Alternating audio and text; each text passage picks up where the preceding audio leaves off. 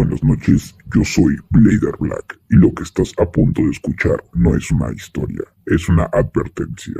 Hay cosas que solo existen cuando el metro ya dejó de ser transporte y se convierte en intestino de la ciudad.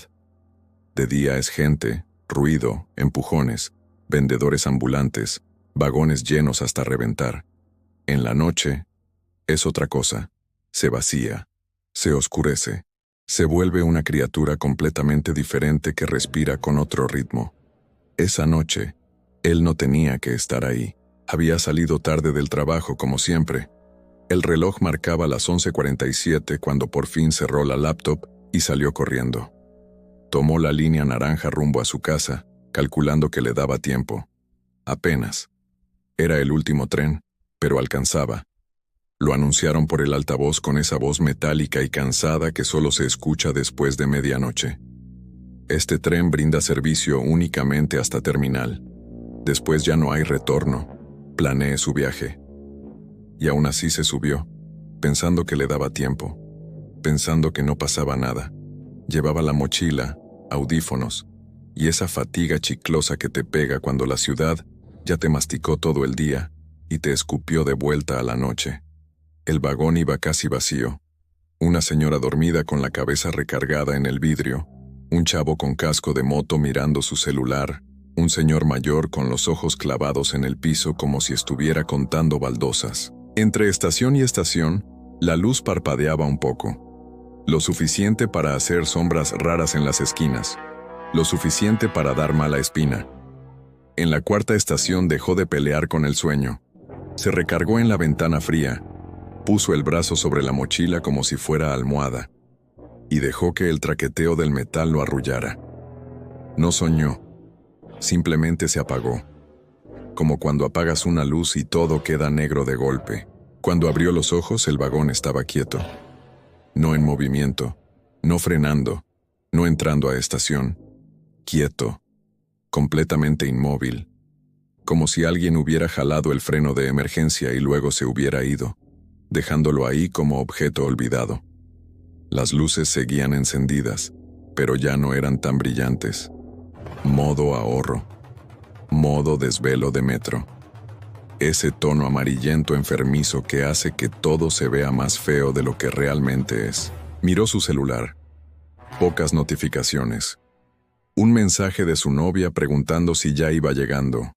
La hora, 2:47 a.m. Chingada madre. No alcanzó a terminar el insulto.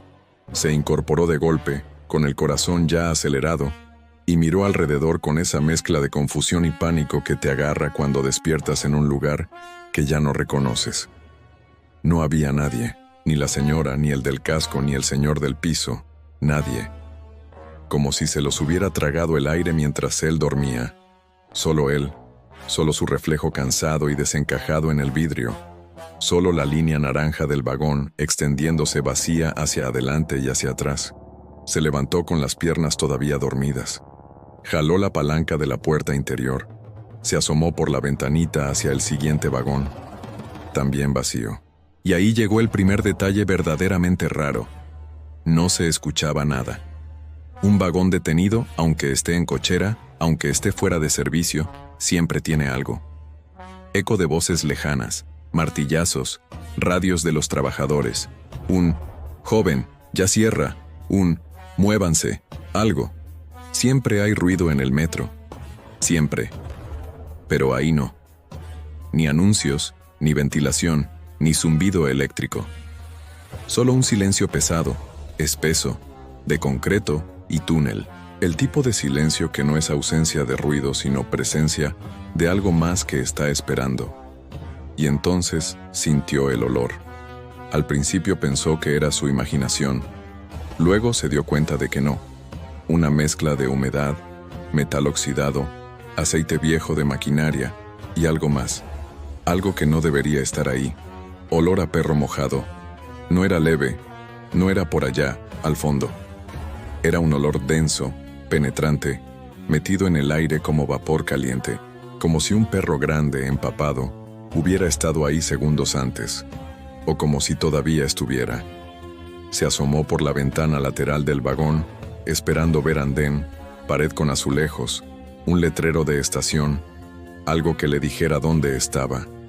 No había nada, solo túnel, pared curva de concreto manchado, cables gruesos colgando como venas, un pedazo de otro tren estacionado mucho más adelante, sin luces. Las luces del techo del vagón parpadearon una vez, como si alguien hubiera respirado muy fuerte justo debajo del sistema eléctrico. Fue entonces cuando lo escuchó. Al principio pensó que eran ratas grandes. El metro está lleno de ratas. Todo el mundo lo sabe. Ratas del tamaño de gatos, dicen. Ratas del tamaño de perros chiquitos, exageran otros. Un tic-tic-tic sobre metal. Pero luego se dio cuenta de que el sonido era más pesado, más lento, más deliberado. No eran uñas chiquitas de rata corriendo por instinto. Eran garras, garras largas. Y caminaban. Algo caminaba sobre el techo del vagón. El sonido avanzó lento, de un extremo al otro, como si fuera tanteando dónde pisar, como si estuviera buscando el punto exacto donde él estaba parado. Tac, tac, tac. Sobre su cabeza, se quedó congelado, con la respiración contenida, sin saber si era mejor moverse o quedarse pegado al asiento como estatua de sal. El tren, muerto. El túnel, mudo. Y algo, arriba, caminando como si estuviera en su propia casa. Recordó vagamente una plática que alguna vez escuchó en una fila del metro, dos trabajadores viejos hablando bajito. Uno de ellos dijo: si te toca quedarte encerrado, no mires por debajo del vagón, no te asomes a las vías, y si oyes garras, no llames a nadie, no hagas ruido, porque si te escucha, ya te marcó. En ese momento le hubiera gustado mucho, muchísimo, no acordarse de eso. El ruido se detuvo justo encima de él. Hubo un segundo, quizá dos, en que el metal del techo crujió levemente, como si algo pesado se agachara, como si algo estuviera oliendo el aire, tratando de confirmar si había alguien ahí abajo. Luego, silencio. Y entonces vino el rasguño, lento, rasposo, del lado de la puerta que daba al pasillo entre vagones. Alguien, algo, recorrió con uñas el costado del vagón. El sonido era perfectamente claro. Garras largas rayando la pintura naranja, siguiendo la forma del tren de arriba hacia abajo. Rrrr. Ese ruido le atravesó la espalda como cuchillo frío. Miró hacia la puerta que daba al pasillo entre vagones. La pequeña ventanita rectangular de vidrio grueso mostraba solo oscuridad. Luego, muy despacio, aparecieron dos puntos amarillos. Brillaban como ojos de perro en la carretera cuando le avientas las luces del coche, como monedas de luz sucia flotando en la nada, pero no estaban a la altura del piso. No estaban donde deberían estar los ojos de un perro normal. Estaban más arriba, a la altura de la cara de una persona adulta, a la altura de sus propios ojos. Los ojos se movieron un poco, ladeándose, como si estuvieran buscando un ángulo mejor para verlo, para estudiarlo. El vidrio vibró apenas, como si algo lo hubiera tocado con la punta de un dedo, o de una garra. El olor a perro mojado se hizo más fuerte, casi insoportable, como si la cosa estuviera respirando justo del otro lado de la puerta. El instinto le gritó desde algún rincón primitivo de su cerebro: no te pares, no te muevas, hazte el muerto. Pero el instinto más idiota, ese que siempre gana cuando no debería, le hizo levantarse. Dio un paso hacia la puerta, con las piernas temblando como si acabara de bajarse de un juego mecánico, con el pulso retumbándole en las sienes. Los ojos amarillos se clavaron en los suyos. No había pupila negra en el centro, solo un tono ámbar uniforme, brillante, como lámpara de vapor encendida en la niebla. Ojos que no parpadeaban, ojos que no necesitaban parpadear. Algo golpeó la puerta desde afuera, no fuerte, no desesperado, solo una especie de toque suave, casi educado, como si dijera: aquí estoy, ya sé que estás ahí, ábrete. Se quedó a medio camino entre el asiento y la puerta, con el cuerpo dividido entre el terror y la curiosidad morbosa. Y entonces, Desde el otro lado del vidrio, algo se incorporó. Pudo verlo. Primero la silueta recortada contra la oscuridad del túnel. Una cabeza alargada, con hocico marcado, pronunciado, como de perro, pero más fino que un pastor alemán y más ancho que un galgo. Desproporcionado, mal hecho. Las orejas o lo que quedaba de ellas estaban rotas o arrancadas.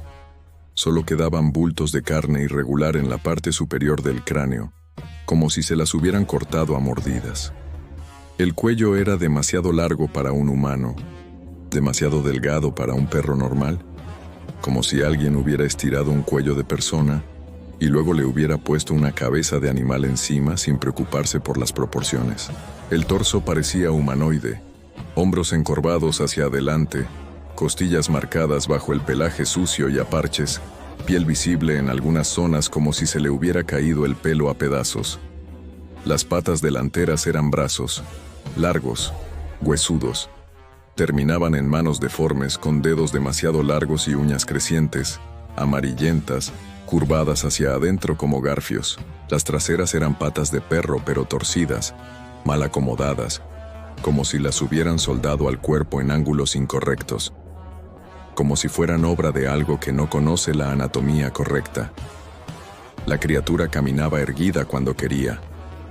En ese momento parecía apoyar una mano en la puerta y otra en el marco, sosteniéndose, mirándolo.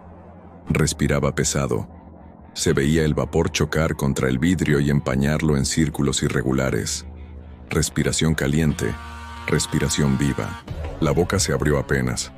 No enseñó todos los dientes, solo los suficientes, afilados, manchados de algo oscuro, acomodados en un hocico que ya no era solo animal, que tenía algo humano en la forma de abrirse. No gruñó, no aulló, no hizo ningún sonido con la garganta, solo respiró. Y en esa respiración, él sintió algo que no podía nombrar, algo viejo, algo que llevaba demasiado tiempo ahí abajo. No era un perro callejero mutado por la radiación o la contaminación. No era un loco disfrazado de monstruo. No era una alucinación provocada por el cansancio. Era otra cosa. La voz le llegó sin pasar por el oído, sin vibrar en el aire. No habló bonito. No articuló en español ni en ningún idioma conocido. Fue una impresión, una sensación metida directo en la cabeza, como si alguien hubiera escrito palabras con un clavo en la parte de atrás de su cráneo. No te tenías que quedar. Le temblaron las manos. Quiso buscar su celular, marcar al 911, a seguridad del metro, a quien fuera. Pero la mochila pesaba como plomo y sus dedos no respondían. Otro golpe suave en la puerta, más insistente, como diciendo: ya sé que me estás viendo, ya sé que me escuchaste. Los ojos amarillos no parpadeaban, no se movían, solo miraban, fijos, hambrientos, no de comida, de algo peor. En ese momento, sin aviso, las luces del vagón se apagaron, todo volvió negro. Negro completo. El tipo de oscuridad que no existe afuera, en la superficie, solo en los túneles, solo debajo de la ciudad. Se escuchó un chasquido seco en el techo, como si algo se hubiera dejado caer otra vez sobre el exterior del tren, como si hubiera decidido cambiar de posición.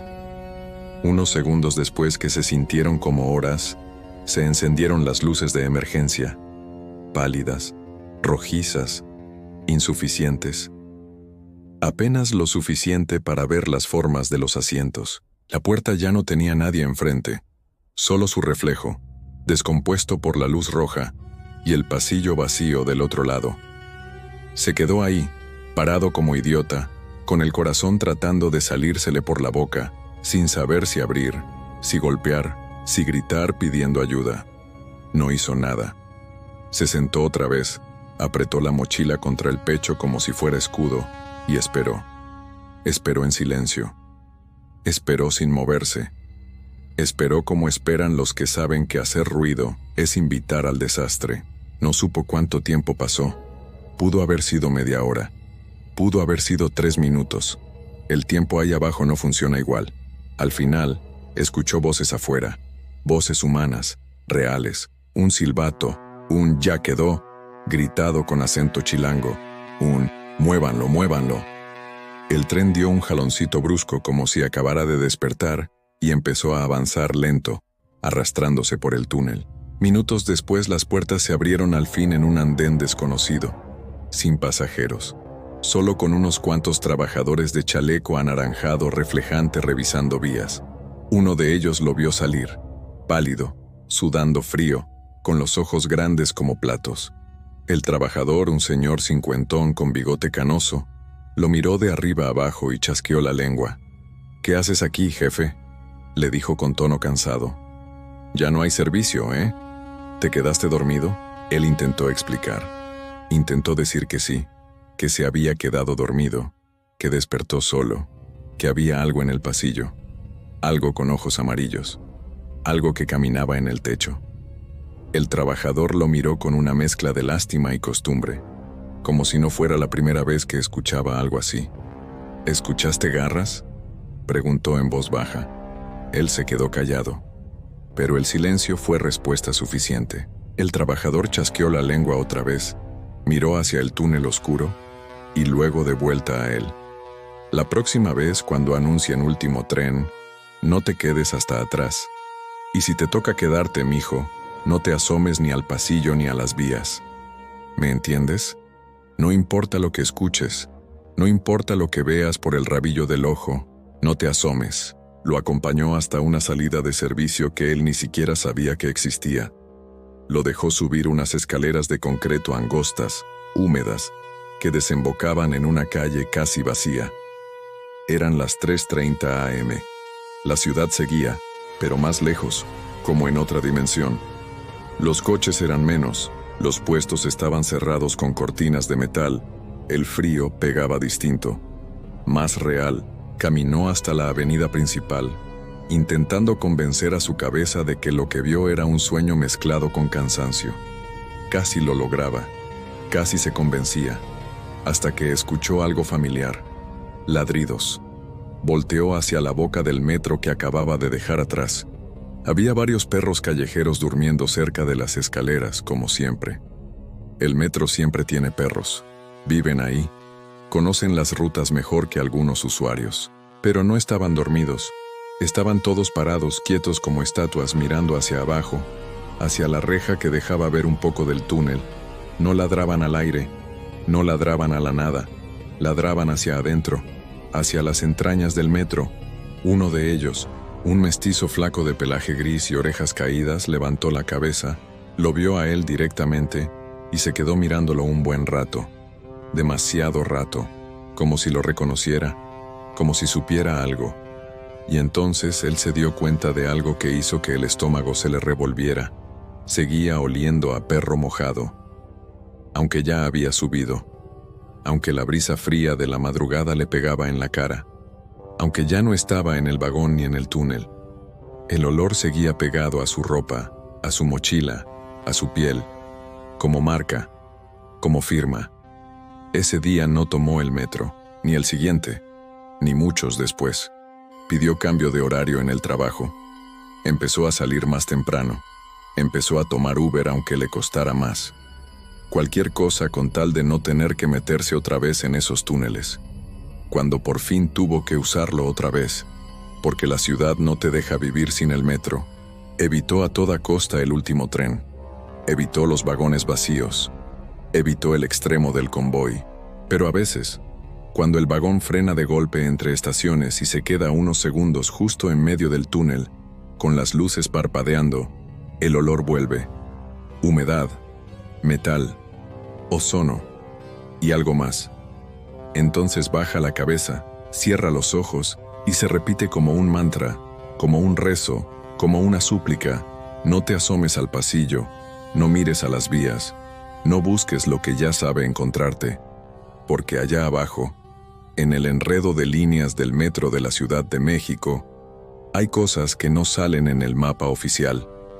Estaciones que ya no existen pero que siguen ahí. Túneles que conectan con otros túneles más viejos, más profundos, que nadie recuerda haber construido. Y una de esas cosas, dicen los trabajadores viejos cuando ya llevan unas cervezas encima, camina en 4, y en dos patas. Manda sobre los perros callejeros de las bocas de estación. Los perros lo respetan, lo temen. Le avisan cuando alguien se queda dormido en el último vagón y se sienta a veces al borde del vagón detenido, oliendo la noche, oliendo el miedo, oliendo el cansancio de la gente, por si se quedó otra vez alguien que no tendría que estar ahí. Le llaman el hombre perro del metro, y a diferencia del boleto que se te cobra una sola vez, ese encuentro se te cobra cada vez que cierras los ojos en un vagón vacío, cada vez que el tren se detiene entre estaciones sin explicación, cada vez que hueles algo que no debería estar ahí. Archivo VLB, el hombre perro del metro de la CDMX. Hay lugares que ya nacen con leyenda incluida. El metro de la Ciudad de México es uno de ellos. Lleva décadas moviendo millones de personas, pero también acumulando historias. Fantasmas en túneles. Estaciones fantasma que supuestamente existen, pero no aparecen en los mapas. La rata gigante del tamaño de un perro. La niña caníbal. Sombras en cabinas y pasillos que nadie debería usar de madrugada. Dentro de ese catálogo de pesadillas subterráneas, tarde o temprano tenía que aparecer él, el hombre perro del metro. No está tan ordenado como la llorona de tal estación o el vampiro de Barranca del Muerto. Es más bien un monstruo líquido que se arma a partir de cachitos de muchas cosas. Dogman, hombre perro de las leyendas gringas. Nahuales perro del folclore mexicano. Leyendas recientes tipo mujer perro o niña perro, asociadas a campus universitarios y zonas urbanas. Y el ecosistema perfecto: túneles oscuros, perros callejeros, último tren, trabajadores nocturnos del metro y relatos de terror en podcast y YouTube. El metro como fábrica de monstruos. El metro de la CDMX ya tiene su propio panteón de horrores. La rata gigante del metro. Ratas del tamaño de un perro en la línea 3, en Merced, en Tepito. Tanto que algunos ya hablan de demonios o de un hombre rata. Fantasmas en estaciones profundas. Apariciones en Barranca del Muerto. Sombras que se suben a vagones casi vacíos y se bajan en estaciones donde nadie más desciende. Cuando un lugar acumula tantos relatos, cualquier nueva sombra encuentra cómo encajar. El hombre perro del metro aparece justo ahí, en historias que mezclan último tren, último convoy, túneles sin pasajeros, trabajadores que se quedan a mantenimiento, usuarios que se duermen y despiertan cuando el sistema ya cerró. Y siempre, algo que se mueve donde solo deberían pasar trenes. El arquetipo, del dogman al nahual perro fuera del metro, la idea del hombre perro ya tiene historial largo. En Estados Unidos está el Michigan Dogman, un críptido clásico. 2 metros de altura, cuerpo humanoide, cabeza de perro o lobo, ojos brillantes, aullido que suena a grito humano. En leyendas latinoamericanas hay figuras como el lobizón, el luisón, hombre condenado a convertirse en criatura canina monstruosa ciertas noches, mezclando lo mágico con lo callejero. En México, el imaginario de los nahuales incluye la idea del hombre que toma forma de perro para merodear, vigilar o atacar. En los últimos años, medios y portales de leyendas urbanas han popularizado figuras tipo niña perro o mujer perro, asociándolas a skinwalkers o nahuales modernos en contexto urbano. Así que cuando la comunidad de terror empieza a hablar de un hombre perro del metro, lo que está haciendo en el fondo es mudar todo ese arquetipo al subsuelo de la ciudad. ¿Cómo se arma el mito? No hay un documento oficial que diga, nació aquí, en tal año, por tal suceso. Lo que hay son patrones que se repiten en relatos, videos y podcasts de terror. Escenario típico: metro de la Ciudad de México, madrugada después del servicio, túnel entre estaciones o cocheras, vagón vacío o casi vacío, testigo, trabajador de mantenimiento, policía auxiliar, bancario, usuario que se quedó dormido en el último tren, manifestación, olor fuerte a perro mojado, sonido de garras sobre metal en el techo del vagón, silueta caminando entre las vías, ojos amarillos brillando en la oscuridad a la altura de un humano, no de un perro. En algunos casos se cuenta directamente como relato del metro en YouTube. En otros se hace eco de algo muy chilango: los perros callejeros que viven cerca de estaciones, y la idea de que ellos ven cosas en las rejas y respiraderos que conectan con los túneles. Ahí se mezcla todo: críptido tipo Dogman, nahual urbano, leyendas de trabajadores muertos en servicio, perros del metro que se quedan como antenas vivas en superficie. Y de ese caldo sale la figura que nosotros bautizamos claro y directo como el hombre perro del metro. Rasgos y reglas. Apariencia: altura similar a un hombre adulto, a veces un poco más alto. Modo de andar: puede caminar a 2 patas, encorvado, o a 4 como un perro grande deformado. Cabeza: hocico pronunciado, orejas dañadas o cortadas, pelaje irregular, ojos amarillos o ámbar que brillan con la luz mínima del túnel. Cuerpo: tórax humanoide pero demacrado, costillas marcadas, patas traseras torcidas, brazos extremadamente largos terminados en manos con garras. Territorio: túneles entre estaciones, cocheras y patios de maniobras, zonas cerradas donde se estacionan trenes al terminar la jornada. Se le asocia especialmente con últimos trenes, vagones que se quedan a medio túnel cuando ya no hay servicio, tramos muertos, donde no hay andén ni personal visible. Señales de presencia: olor, mezcla de humedad de túnel, aceite, óxido, y un olor penetrante a perro mojado que no viene de ningún perro visible. Sonido: garras sobre metal, techo del vagón, costado del tren, escaleras de servicio. Respiración pesada que empaña vidrios en pasillos entre vagones. Mirada: ojos amarillos a través del vidrio de la puerta o entre vagones. Sensación de que revisa quién se quedó. Reglas no oficiales: no hay manual, pero los relatos que circulan terminan creando reglas tipo: no te quedes dormido en el último tren. Si te despiertas y el vagón está vacío, no te asomes al pasillo entre vagones. Si escuchas garras en el techo o en el exterior, no te acerques a la puerta ni pegues la cara al vidrio.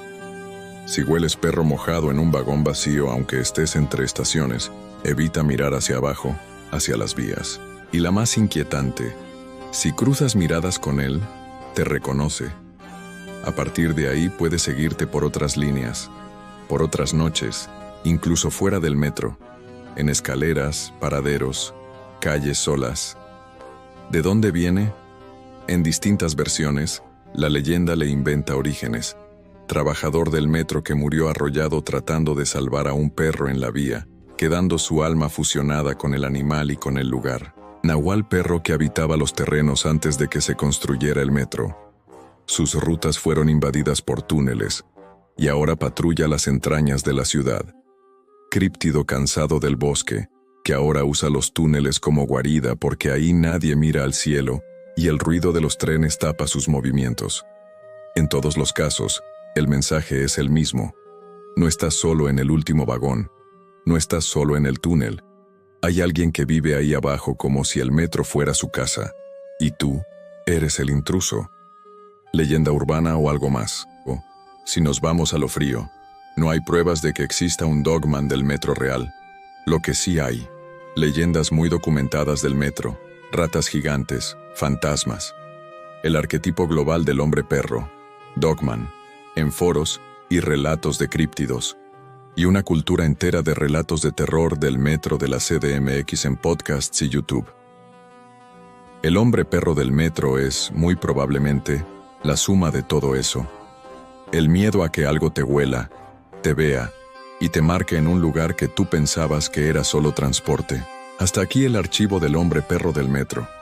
Esa cosa que huele la noche en los túneles y que espera paciente a que alguien se quede dormido en el último vagón. Ahora te toca a ti. ¿Alguna vez te has quedado en un vagón casi vacío de madrugada y sentiste que el ruido no venía solo de las ruedas?